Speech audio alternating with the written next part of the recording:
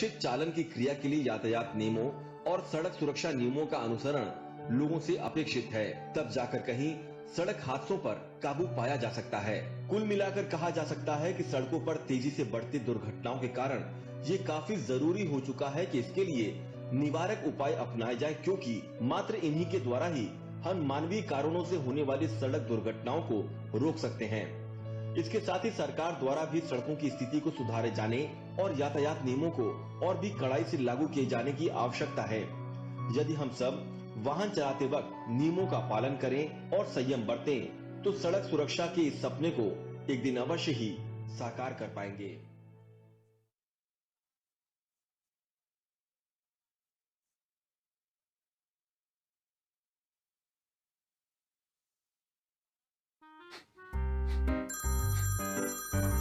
Sir, आपका KYC update करना है, नहीं तो अकाउंट और एटीएम कार्ड ब्लॉक हो जाएगा। सावधान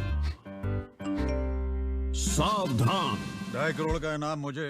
देखिए, अनजाने कॉल्स, फर्जी ईमेल्स, लिंक्स और जाली ऐप से अपना पिन, ओटीपी, पासवर्ड कभी भी किसी के साथ शेयर न करें। आप रहेंगे सावधान तो नहीं होगा नुकसान। आरबीआई कहता है, जानकार बनिए, सतर्क रहिए।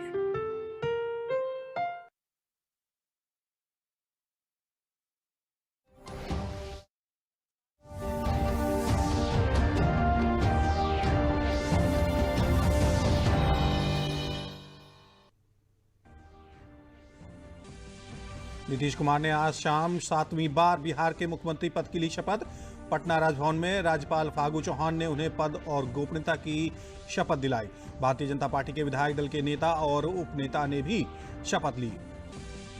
प्रधानमंत्री नरेंद्र मोदी कल 12वें ब्रिक्स शिखर सम्मेलन में लेंगे हिस्सा। इस बार सम्मेलन की थीम है वैश्विक स्थिरता, साझा सुरक्षा और अभिनव विकास। प्रधानमंत्री इस सम्मेलन में वर्चुअल माध्यम से भी जुड़ेंगे। अपर मुख्य सचिव सूचना ने बताया, कोरोना संक्रमण पर रोकथाम के लिए प्रदेश में लगातार ट्रेसिंग और टेस्टिंग का काम जारी। अस्पतालों में इलाज की समुचित व्यवस्था और लोगों को संक्रमण से अपने को बचाना होगा। और बरेली में आत्मनिर्भर भारत योजना के तहत महिलाओं को सार्वजनिक वितरण प्रणाली की दुकानें आवंटित, जिन्हें वे चला रही हैं सफलतापूर्वक। इससे राशन वितरण में धांधलियों पर लगी रोक। नमस्कार, मैं हूं हिमांशु सोनकर और अब समाचार विस्तार से। बिहार में एक बार फिर नीतीश कुमार के नेतृत्व में नई सरकार ने शपथ ली है।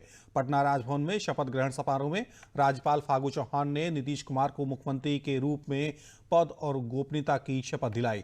नीतीश कुमार 7वीं बार बिहार के मुख्यमंत्री बने हैं। नीतीश के अलावा 14 अन्य लोगों ने मंत्री पद की शपथ ली, जिसमें भाजपा के 7, जेडीयू के 5, हिंदुस्तानी आवाम मोर्चा और वीआईपी पार्टी का एक मंत्री शामिल है। नीतीश कुमार के शपथ ग्रहण समारोह में गृह मंत्री अमित शाह, बीजेपी अध्यक्ष जेपी नड्डा, देवेंद्र फडणवीस सहित एनडीए के कई नेता शामिल हुए। प्रधानमंत्री नरेंद्र मोदी नीतीश कुमार को फिर से उन्होंने मुख्यमंत्री बनने पर बधाई दी।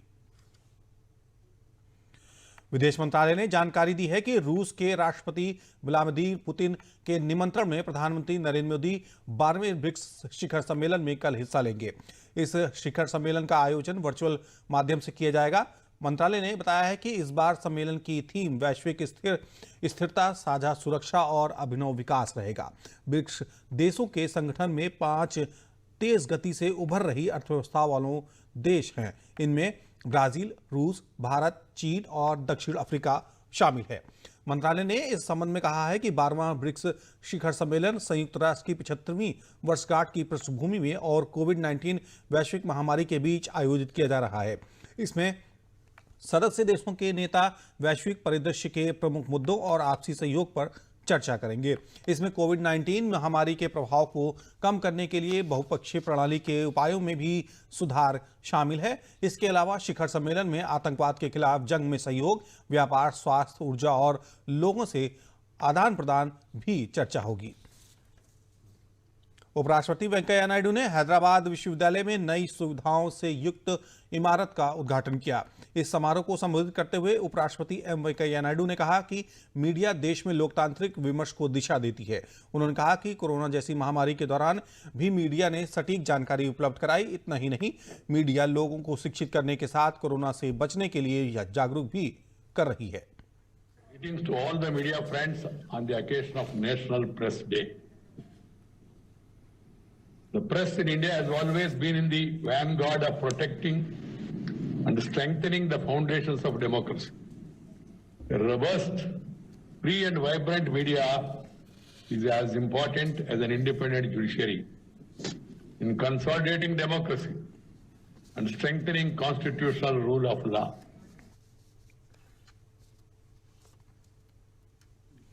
उन्होंने कहा कि लोकतंत्र में मीडिया की भूमिका न्यायपालिका के समान The होती है। country came to a standstill in the wake of lockdown. It was the TV channels which provided the latest updates on the pandemic front. More importantly, both print and TV channels have played an invaluable role in informing, in educating the masses, and creating awareness on the precautions to be taken to combat COVID-19. Conveying the right information at the right time is critical in such a situation. Right information at the right time. Especially when there is a plethora of fake news. People need to guard against unverified, unsubstantiated claims. Media has a huge role in educating the masses in this regard. राष्ट्रीय press दिवस पर press council of India द्वारा आयोजित एक webinar में केंद्रीय सूचना और प्रसारण मंत्री प्रकाश जावड़ेकर ने कहा कि प्रेस की आज़ादी लोकतंत्र की आत्मा है। 25 जून 1975 का दिन नहीं भुलाया जा सकता। प्रेस की आज़ादी लोकतंत्र का आत्मा है और ये मेरे मन पे बहुत गहराई से लिखा गया है, क्योंकि मैं 25 जून 1975 को कभी भूल नहीं सकता। प्रेस की आजादी अनिर्बंध नहीं होती,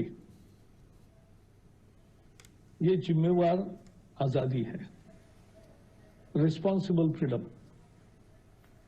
और कोई भी आजादी ये उसके अंगभूत बंधनों के साथ आती है कि एक रिस्पॉन्सिबल जर्नलिज्म करना है, सेंसेशनलाइजेशन नहीं करना है, लेकिन अपनी बात रखने की आजादी। महाराष्ट्र में आज से सभी धार्मिक स्थल फिर से खोल दिए गए हैं। सुबह सिद्धिविनायक मंदिर में भक्तों ने दर्शन किए। मंदिर में कोविड से बचाव के सभी इंतजाम के साथ भीड़-भाड़ रोकने के लिए विशेष व्यवस्था की गई थी ताकि दर्शनार्थियों को कोई परेशानी न हो। सभी धार्मिक स्थलों पर मास्क, सैनिटाइजर का उपयोग अनिवार्य किया गया है। महाराष्ट्र में उस्मानाबाद जिले में प्रसिद्ध तुलजा भावनी माता के दर्शन के लिए तुलजापुर मंदिर प्रशासन में श्रद्धालुओं के लिए निःशुल्क पास की व्यवस्था की गई है। कोविड-19 मानक संचालन प्रक्रिया का अनुपालन करते हुए 500 श्रद्धालुओं को मंदिर में प्रवेश दिया जाएगा। फिलहाल मंदिर में किसी भी तरह की धार्मिक विधि व अन्य कार्यक्रमों का आयोजन नहीं होगा। समाचारों में आगे बढ़ने से पहले लेते हैं एक छोटा सा विराम। अच्छा कौन जाने माँ के मन के टुकड़े को, कब चाहे प्यार कब चाहे दुलार। माँ से अच्छा और कोई नहीं जानता कि बच्चे के पैदा होने के 1 घंटे के अंदर माँ का पहला गाढ़ा पीला दूध ही पिलाना चाहिए। यही कुदरती शक्ति है जो बच्चे को हर बीमारी से लड़ने की शक्ति देती है। सब जानती है ना। एक सर्किट हाउस।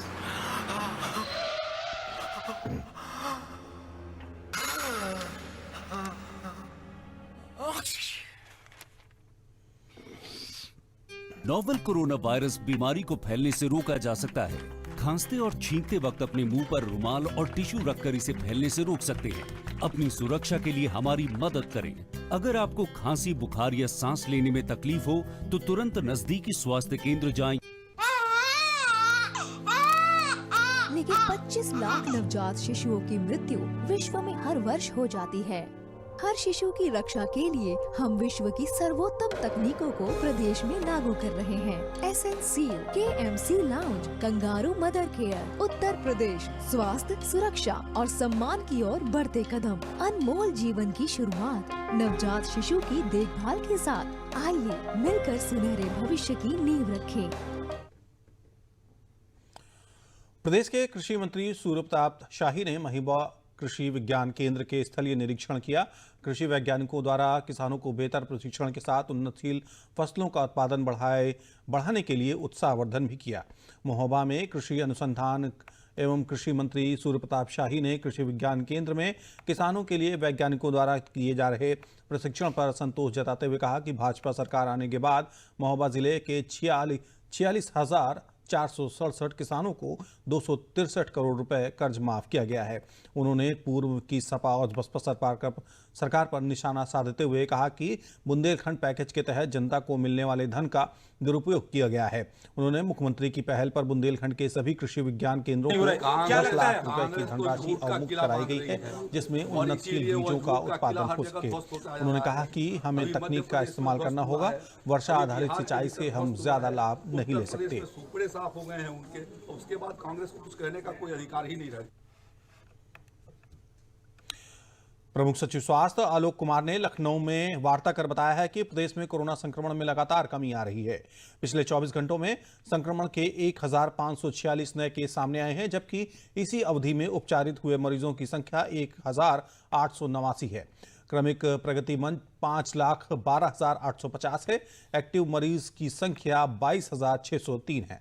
कोरोना से रिकवरी का 94.15% हो गया है। प्रदेश में टेस्टिंग की संख्या 73,207 हो गई है। आज कुल केसेस की संख्या 1546 और क्रमिक प्रगति 5,12,850। एक्टिव मरीजों की संख्या 22,603। जो रिकवर हो गए हैं, आज रिकवरी की संख्या 1889 और क्रमिक 4,82,854। इस प्रकार रिकवरी परसेंटेज 94.15%। होम आइसोलेशन में 10,270 लोग हैं। टेस्टिंग आज थोड़ी सी कम हुई है, 73,207, जिसमें RT-PCR की 35,956, आधा लगभग RT-PCR का है। और टेस्टिंग क्रमिक प्रगति 1,71,22,647, जिसमें RT-PCR की टेस्टिंग 69,66,763, ट्रूनेट 3,59,348 और एंटीजन टेस्टिंग 97,96,536। अपर मुख्य सचिव सूचना नवनीत सहगल ने लखनऊ में प्रेस वार्ता में बताया कि कोरोना का संक्रमण कम हो रहा है, परंतु दिल्ली से सटे जनपदों में कोरोना संक्रमण का प्रकोप ज्यादा है। सरकार इसकी रोकथाम के लिए ट्रेसिंग और टेस्टिंग पर लगातार जोर दे रही है। उन्होंने बताया कि अस्पतालों में इलाज की समुचित व्यवस्था मौजूद है। उन्होंने कहा कि बावजूद इसके हम लोगों को सोशल डिस्टेंसिंग, हैंड सैनिटाइजेशन और मास्क का निरंतर प्रयोग करते रहना है। अपने को संक्रमण से बचाना है और जब तक दवाई नहीं तब तक ढिलाई नहीं के मंत्र को अपनाना है। कोरोना का संक्रमण कम हो रहा है, परंतु दिल्ली के आसपास के क्षेत्रों में जो हमारे जनपद हैं, मेरठ मंडल है और गौतम बुद्ध नगर गाज़ियाबाद है और कुछ सीमा तक लखनऊ में संक्रमण धीरे धीरे फिर से बढ़ा है। संक्रमण की पहचान जल्दी करने के लिए टेस्टिंग को बढ़ाने का प्रयास किया जा रहा है। पूरे प्रदेश में टेस्टिंग की गति पूर्ववत रखी जा रही है ताकि जल्दी से जल्दी संक्रमण का पहचान हो। अस्पतालों में सभी जगह समुचित व्यवस्था रखी गई है, लेकिन सबसे आवश्यक ये है कि हम सब लोगों को सावधानी बरतने की आवश्यकता है। त्योहारों का समय चल रहा है, ऐसे में हम सबको सामाजिक दूरी बना के रखनी चाहिए।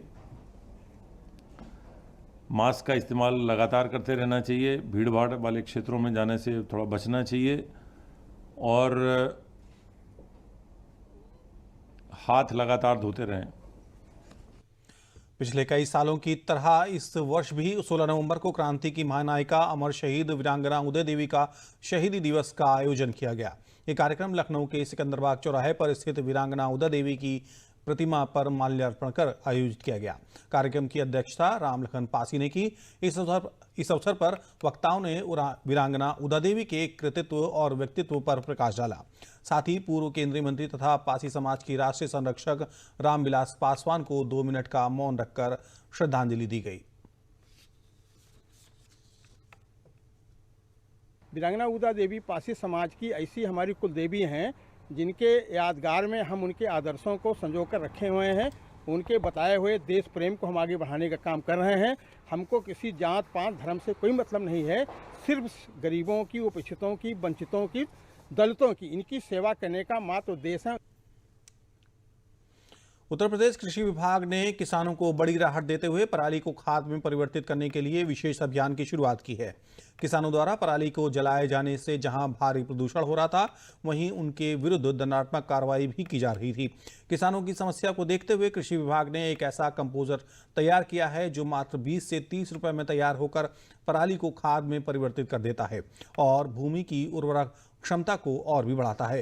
कृषि विभाग के संयुक्त निदेशक RK सिंह ने बताया कि कंपोजर से किसान भाइयों को बड़ी राहत मिली है। इससे पहले कृषि विभाग ने कई ये संयंत्र भी तैयार किए थे जो 50 से 80% की छूट तक उपलब्ध कराए जा रहे थे, लेकिन ये सबसे आसान और सस्ता तरीका खोज निकाला गया है और किसानों को बड़ी राहत मिल रही है। उत्तर प्रदेश में हम लोग डिकम्पोजर एक जो है जैविक उत्पाद है और उसको हम देते हैं, तो कोई भी पराली होती है, कोई भी फसल अवशेष होता है, अगर उस पर हम लोग स्प्रे कर देते हैं तो वो 20 से 25 दिन में डिकम्पोज हो जाती है। और डिकम्पोज होने का मतलब हो गया कि वो मिट्टी में जब मिलेगा तो जीवांश कार्बन की मात्रा जो है बढ़ेगी और जीवांश कार्बन जो है 0.8% से लगभग होना चाहिए। फिर उत्तर प्रदेश के विभिन्न जिलों में हम लोग ने इसका परीक्षण कराया है कि 0.34 से 0.45 मैक्सिमम इतने तक पहुँच रहा है।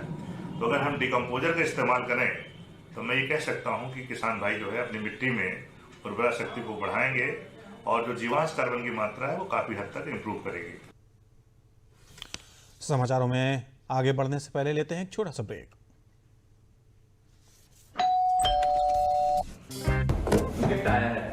अरे वाह, लेजेंड की बैट, इससे तो मैं खेलूंगा। Future batting legend bat. इसमें जिसका नाम लिखा है बैट उसी को मिलेगी। अरे यार, देखा, अगर इस पे मेरा नाम नहीं लिखा होता तो कितनी दिक्कत हो जाती। इसलिए RBI कहता है बैंक अकाउंट हो या बैंक लॉकर, उसमें नॉमिनी का नाम जरूर दर्ज करें ताकि आपकी जमा पूंजी उसी को मिले जिसे आपने नामित किया है। RBI कहता है जानकार बनिए, सतर्क रहिए। ब्रेक के बाद विस्तार समाचारों में एक बार फिर से स्वागत है। बरेली में महिलाओं को आत्मनिर्भर बनाने की मुहिम के चलते उन्हें जिले में राशन वितरण का काम सौंपा गया है।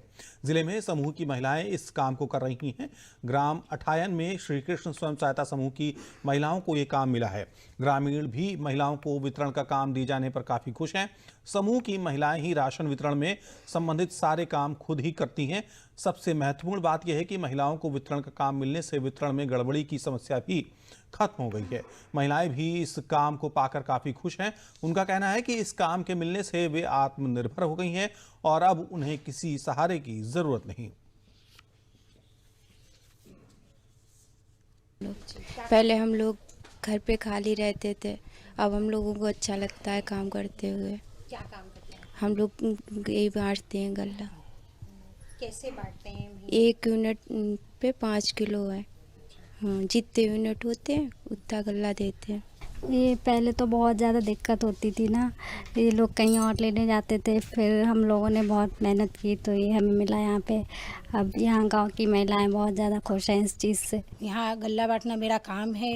यहाँ आकर हमें बड़ी खुशी मिलती है। इतनी सारी स्त्रियों में बातचीत भी होती है, आती हैं। वहाँ वैसे दूर जाना पड़ता था गल्ला लेने, अब यहीं अपने गाँव में आकर गल्ला मतलब खुशी है मेरे लिए इस बात की। मोदी जी ने इतनी सुविधाएं करी हैं। अब अच्छा हुआ है, बेरोजगार से रोजगार मिला है महिलाओं के लिए, और जो है गल्ला अच्छा मिलता है। पहले दूर था, वहाँ जाना पड़ता था, अब जो समूह से गल्ला मिल रहा है, वितरण हो रहा है, खुशी बात है, अच्छा है, रोजगार मिला है। जनपद कानपुर देहात में स्वच्छ भारत मिशन को गांव-गांव में अमली जामा पहनाने के लिए राज्य ग्रामीण आजीविका मिशन ने कमर कस ली है। गांवों में निर्मित और बनाए जा रहे सामुदायिक शौचालयों में स्वच्छता के साथ उनके बेहतर रखरखाव और देखरेख के लिए अब प्रत्येक गांव में महिला स्वयं सहायता समूह की एक महिला को केयर टेकर के रूप में नियुक्त किया जा रहा है। गांव के सामुदायिक शौचालय की देखरेख के लिए नियुक्त स्वयं सहायता समूह की महिला को इसके लिए 6,000 रुपये मासिक मानदेय भी दिया जा रहा है। इसके अलावा अतिरिक्त के रूप में 3,000 रुपये शौचालय के रखरखाव में इस्तेमाल होने वाली सामग्री के उपयोग के लिए भी मिलेंगे। कानपुर देहात की सभी ग्राम पंचायतों में सामुदायिक शौचालय का निर्माण कराया जा रहा है। करीब 582 ग्राम पंचायतों में सामुदायिक शौचालयों का निर्माण कार्य शुरू भी हो चुका है। सामुदायिक शौचालयों में पानी की उपलब्धता बनाए रखने के लिए रनिंग वाटर टैंकों का भी निर्माण कराया जा रहा है। काम मिला है वो भी कर रहे हैं और हमको अब काफ़ी आमदनी हो रही है रोज की। अब इस सरकार में हमको काफ़ी लाभ मिल रहा है।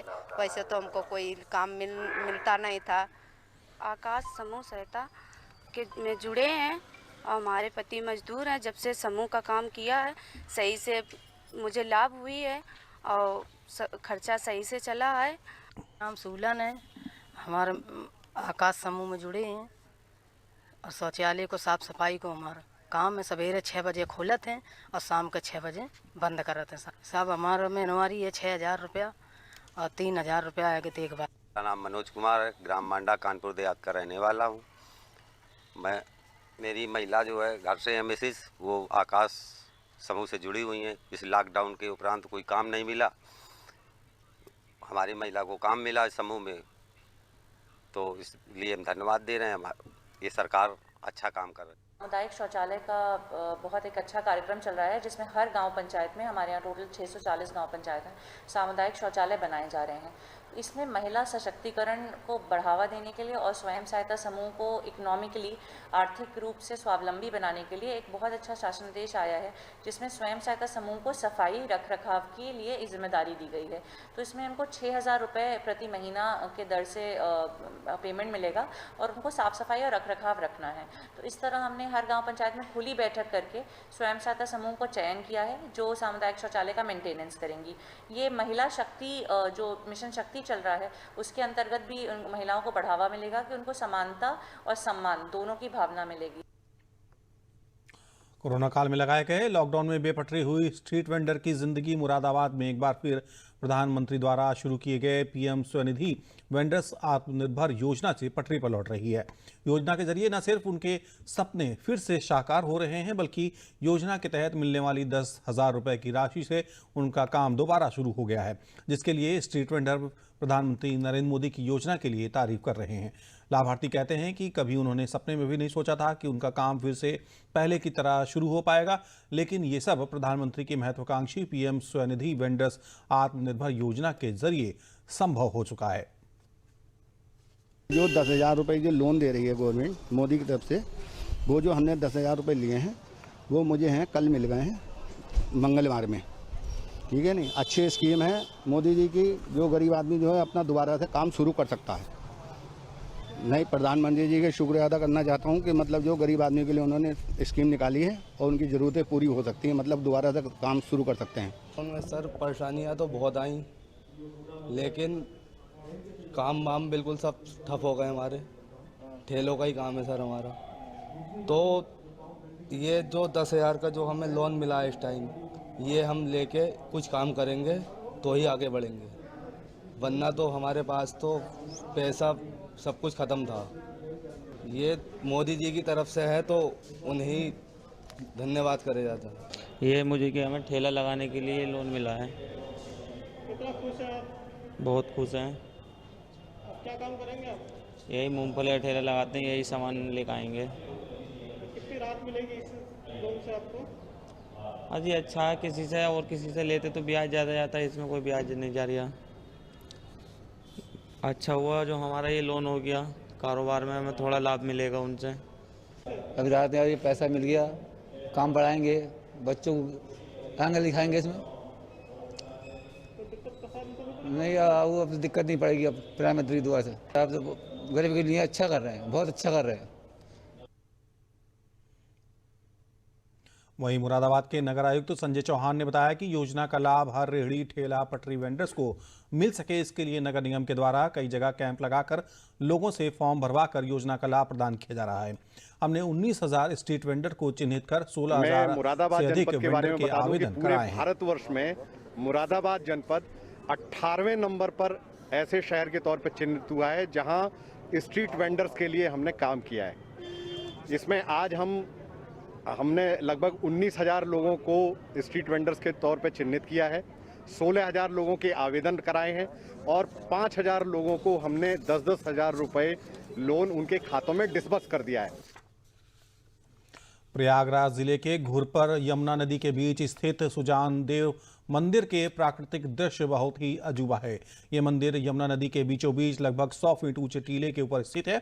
सुजावन देव धाम में दीपावली के दूसरे दिन भैया दूज पर प्रसिद्ध यम द्वितीया का मेला लगता है। यहाँ लोग आकर भगवान शिव की आराधना करके मनौती मांगते हैं।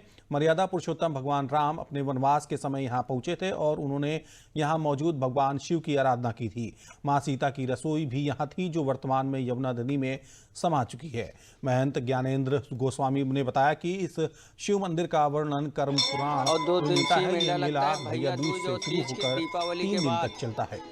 दूज और तीज पड़ता है। यह रामचंद्र जी के ही जैसे मेला लगता है। रामचंद्र जी यहाँ पे आए थे और उसी के उपलक्ष्य में ज़्यादा मेला यहाँ पे आता है। क्या मान्यताएं क्या? मान्यताएं ये है कि ये बहुत ही पुराना मंदिर है, हजारों वर्ष पुराना मंदिर है यह, और हजारों वर्ष से ये ऐसे ही मेला चलता आ रहा है। इस बार कोरोना की वजह से मेला स्थगित है। केवल दर्शनार्थी हैं, स्नान करने वाले हैं लोग यहाँ पे, और कोई ऐसा मेला नहीं है, दुकानें नहीं हैं। मान्यता ये है कि चित्रकूट धाम में वहाँ दर्शन करने के बाद भैया दूज के पावन अवसर पर यहाँ सुजावन देवता का माने यहाँ स्नान करके गंगा जमुना स्नान करके सुजावन देवता का दर्शन करने के बाद अपने बहन के यहाँ जा कर के उचित दक्षिणा दे करके उसे प्रसन्न करने पर यम के फंदे से भी मुक्ति मनुष्य को मिल सकती है। ये मान्यता है। हमारे सुजावन देवता का बहुत ही मार्मिक और ये महत्वपूर्ण स्थान है। यहाँ समस्त मनोकामनाएं मनुष्य की पूरी होती हैं। हम सब उसी आस्था के तहत और यही मन में धारणा करके यहाँ उपस्थित हुए हैं। और अब बात अपनी सुरक्षा की, कोविड-19 से बचाव की ओर डीडी न्यूज की खास मुहिम मास्क अप इंडिया की। देखते हैं क्या है ये पहल। वैश्विक महामारी कोविड-19 जिसका कहर संपूर्ण मानव जाति को अपनी आगोश में ले चुका है। टीका या दवाई उपलब्ध होने तक महामारी के खिलाफ मानवता की जंग जारी है। ऐसे में सबसे जरूरी है सावधानी और बचाव। फेस मास्क कोरोना से रोकथाम का सबसे प्रभावी उपाय साबित हुआ है। विश्व स्वास्थ्य संगठन और विशेषज्ञों की शोध का भी यही निष्कर्ष है कि मास्क से मुंह और नाक को अच्छी तरह ढककर कोरोना संक्रमण को कम किया जा सकता है। कोरोना संक्रमण से बचाव के लिए मास्क पहनने के साथ ही जरूरी है मास्क को सही तरीके से पहनना। बहुत से लोग मास्क से नाक और मुंह को सही तरीके से नहीं ढकते हैं, जिससे संक्रमण का खतरा बना रहता है। बिना मास्क या फेस कवर के घर से बाहर निकलने की अभी कल्पना करना भी सही नहीं है। जुड़िए डीडी न्यूज की खास मुहिम मास्क अप इंडिया के साथ। मास्क पहने और अपने मुंह और नाक को अच्छी तरह ढकें। अपने परिवार के सदस्यों और दोस्तों को मास्क पहनने के लिए कहें। Mask up India, mask up India. DD news के माध्यम से सबको बताना है, कोरोना को हराना है, मास्क जरूर लगाना है। Mask up India, mask up India, mask up India.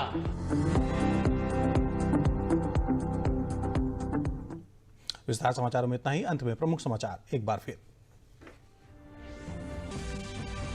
Nitish Kumar ने आज शाम 7वीं बार बिहार के मुख्यमंत्री पद की ली शपथ। पटना राजभवन में राज्यपाल फागू चौहान ने उन्हें पद और गोपनीयता की दिलाई शपथ। भारतीय जनता पार्टी के विधायक दल के नेता और उपनेता ने भी ली शपथ।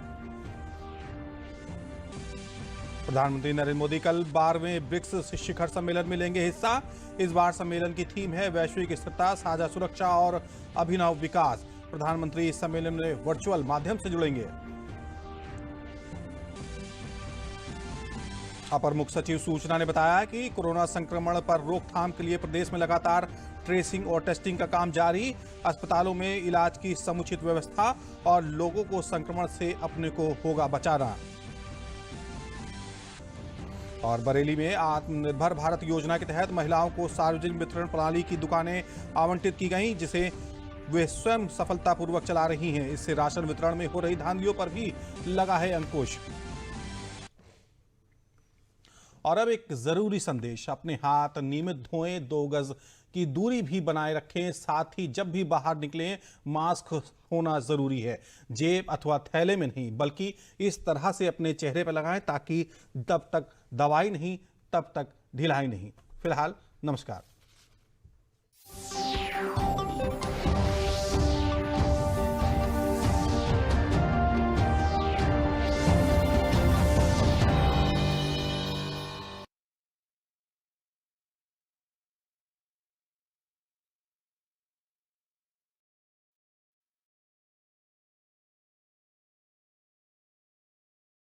Come on boys, let's go practice. अरे रुक यार, मेरे बैंक अकाउंट में गलत एंट्री का प्रॉब्लम हो गया। अरे तो बैंक को कंप्लेन करना। बैंक को लिखे 1 महीना हो गया है, बट वो गूगली पे गूगली डाले जा रहा है। तो आरबीआई के बैंकिंग लोकपाल को इन्फॉर्म करो। रुक मैं समझाता हूँ। जैसे क्रिकेट में 3rd अंपायर, वैसे ही आरबीआई का बैंकिंग ओम्बड्समैन। आरबीआई कहता है अगर बैंक आपकी कंप्लेंट को 1 महीने में नहीं सुलझाता तो आरबीआई के बैंकिंग ओम्बड्समैन में कंप्लेंट करो। यह आरबीआई का आसान तरीका है आपकी कंप्लेंट सुलझाने का, और वो भी फ्री। समझे? आरबीआई कहता है जानकार बनिए, सतर्क रहिए।